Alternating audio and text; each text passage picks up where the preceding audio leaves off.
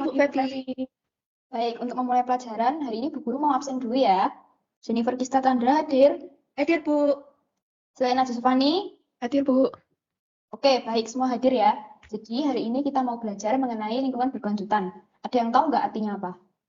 Emangnya lingkungan berkelanjutan itu apa sih, Bu? Nah, jadi dunia saat ini itu berada dalam pertumbuhan ekonomi yang pesat. Jadi perlu diimbangi dengan melakukan perlindungan dan konservasi terhadap berbagai ekosistem alami yang masih tersisa serta pemanfaatan sumber daya secara berkelanjutan. Nah, jadi kalian ada yang tahu nggak sumber daya alam apa aja yang perlu dijaga agar tercapai lingkungan berkelanjutan? Kalau setahu saya, sumber daya alamnya dibagi menjadi renewable resources dan non-renewable resources. Sumber daya terbarukan meliputi energi matahari, angin, air, serta sumber daya biotik berupa keanekaragaman hayati dan makhluk bumi, mulai dari tumbuhan, burung, serangga, hingga mamalia. Sedangkan sumber daya tak dapat pulih terdiri dari sumber daya mineral dan geologi. Wah, iya benar banget itu. Pacaran apa sih nih? Bosan banget. Mending baca itu.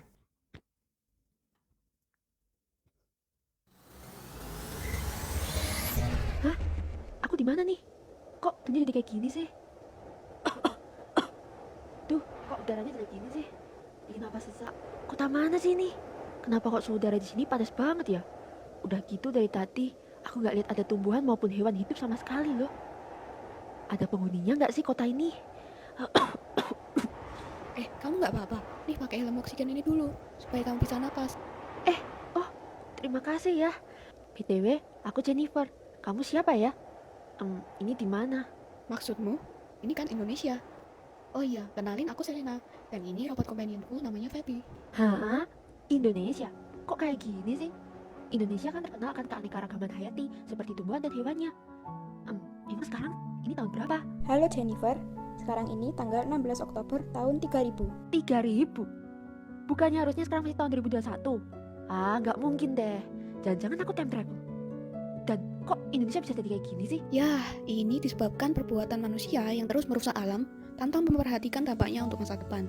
Dan sekarang hasilnya hanya sedikit manusia yang bisa bertahan di bumi yang seperti ini. Tunggu. Tolong bisa kalian jelasin nggak sih secara lebih detail? Kenapa semua ini bisa terjadi gitu?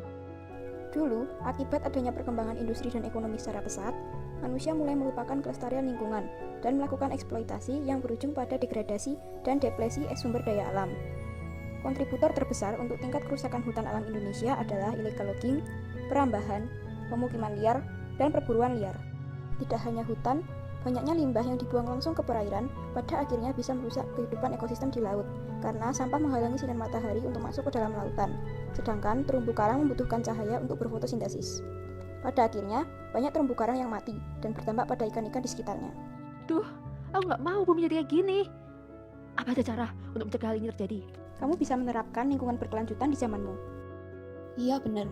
Jadi pada dasarnya, lingkungan berkelanjutan itu seperti memenuhi kebutuhan sumber daya yang ada untuk generasi saat ini hingga generasi masa depan tanpa mengorbankan kesehatan ekosistem yang menyediakannya. Jadi, kelestarian ekosistem tetap terjaga baik sejak zamanmu hingga ke zamanku. Tunggu, tapi bagaimana cara aku melakukannya?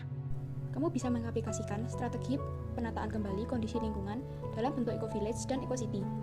Bisa juga dengan menggunakan prinsip ekologi pada sektor ekonomi. Misalnya, dengan menggunakan tatanan permakultur, green building dalam sustainable architecture, dan pertanian berkelanjutan.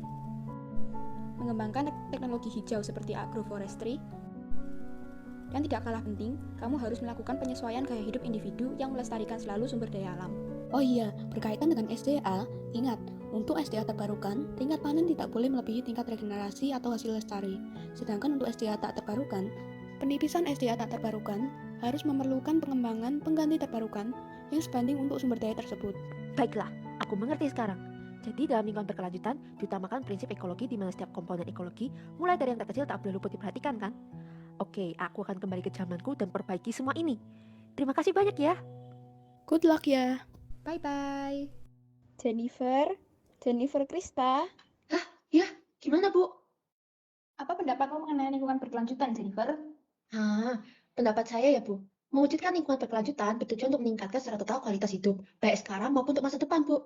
Dengan perhatikan tidak hanya ekologi saja, namun berbagai hal lain seperti sosial dan ekonomi. Ketiga hal tadi itu harus diintegrasikan dengan baik untuk mencapai lingkungan yang berkelanjutan, Bu.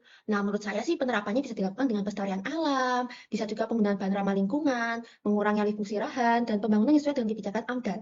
Environmental sustainability ini sangat penting baik bagi kesejahteraan manusia maupun hewan. Oleh karena itu kita harus menyadari dan menerapkannya sedini mungkin sih, Bu. Setiap generasi kan harus mewariskan lingkungan hidup yang sehat dan utuh dengan sumber daya alam yang cukup bagi semua makhluk hidup di generasi selanjutnya kan. Nah, dengan pembangunan berkelanjutan ini, maka memberi peluang di masa depan untuk pertumbuhan yang sama. Seperti itu sih, Bu, pendapat saya. Ya, benar sekali Jennifer. Jangan tidur lagi ya, Jen. Oke, anak-anak, jam pelajaran hari ini udah cukup. Sampai sini dulu. Sampai jumpa besok ya, anak-anak. Ya, Bu, Ya, Bu, terima terima kasih. kasih.